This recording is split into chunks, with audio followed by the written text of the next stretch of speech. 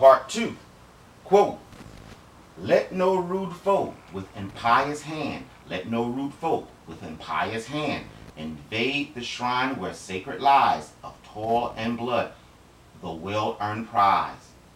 While offering peace sincere and just, in heavens, with an S, we place a manly trust that truth and justice will prevail and every scheme of bondage fail. Stop. Did you catch it? Catch what you ponder? Catch the fact the writer admits his trust is in the immortal heaven-born heroes who reside and have an altar for worship in the heavens with an S. Ha! But wait! Question. What did you perceive when it said, quote, in heavens, with an S, we place a manly trust that truth and justice will prevail, listen up, and every scheme of bondage fail.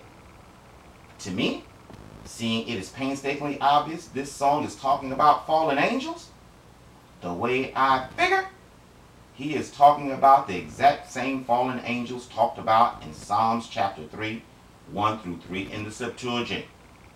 Check it out. Quote, wherefore did the heathens rage, and the nations imagine vain things? The kings of the earth stood up, and the rulers gathered themselves together against the Lord and against his Christ, saying, listen up, let us break through their bonds and cast away their yoke from us. But like I said, it was just the way I figured. I didn't mean nothing by it. Let's do one more example before moving on, shall we? Here comes another synonymous part that would lead the beguiled listener to perceive it's talking about George Washington. But listen very closely for the truth. Again, this is a song named for and about angels.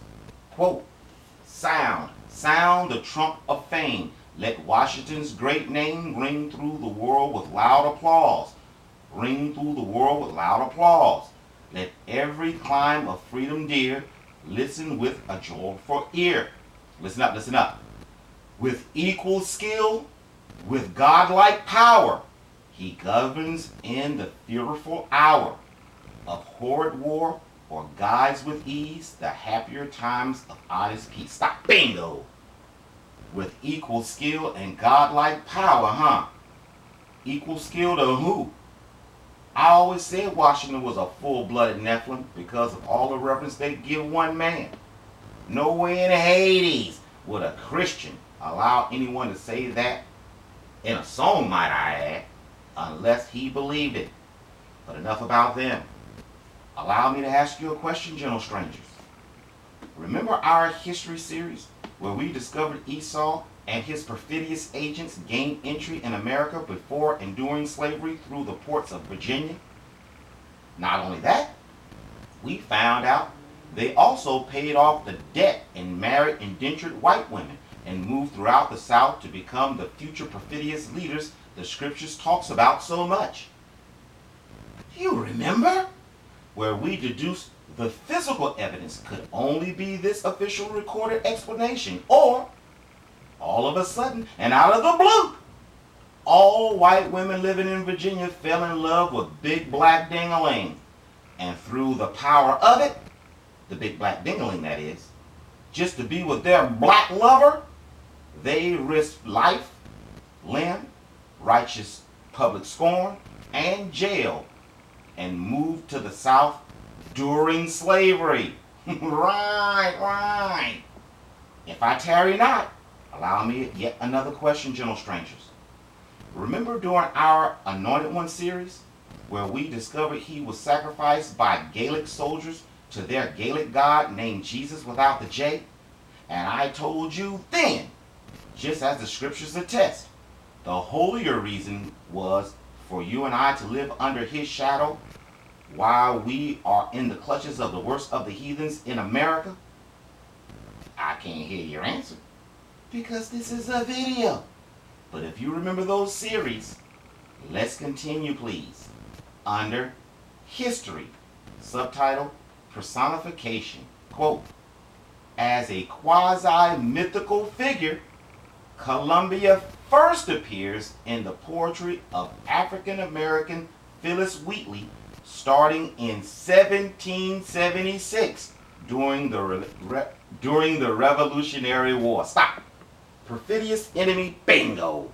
1776, and a colored, mind you, in the opening throes of slavery, is not only competent enough to read and write poetry, but she is writing about a white goddess, and the white man is actually paying attention to her words. No, ladies and gentlemen, she was one of the dark-skinned people who moved to America we read about. You remember? Just like Crispus Attucks, they came before African slavery, while the white new and fresh indentured servitude phase was still in full swing. I will prove this when we get to this side of the globe. To add a little clarity to my statements, let's continue to read the poem, shall we? Personal quote. 1 century scarce performed its destined round when Gaelic powers,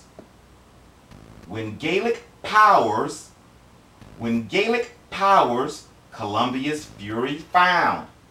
And so may you, whoever dares disgrace the land of freedom's heaven-defended race. I'm going to read it again. Fixed are the eyes of nations on the scales, for in their hopes Columbia's arms prevails. Let me read that again. This is a black woman now. Looking at a whole bunch of black people in slavery and shit. Quote, 1 century scarce performed its destined round when Gaelic powers Columbia's fury found.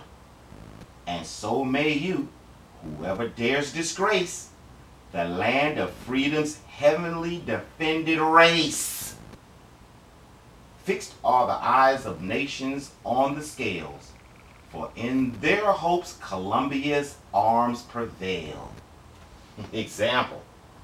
Bingo. Ladies and gentlemen. Endure.